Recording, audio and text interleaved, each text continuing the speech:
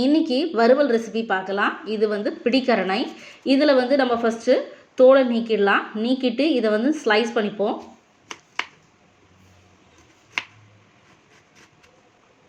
இந்த மாதிரி ஸ்லைஸ் பண்ணி எடுத்ததுக்கப்புறமா இதில் மஞ்சத்தூள் ஆட் பண்ணிக்கலாம்.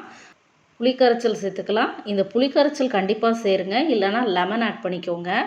நாக்கில் வந்து சாப்பிடும்போது இச்சிங் மாதிரி இருக்கும், அதனால் கண்டிப்பாக சேர்க்கணும். 2 சிட்டிகை, ஒரு 1½ ஸ்பூன் மிளகாய்த்தூள், அரிசி மாவு 1/2 ஸ்பூன், மஞ்சத்தூள் 1/4 ஸ்பூன், தேவையான அளவு உப்பு சேர்த்துக்கோங்க.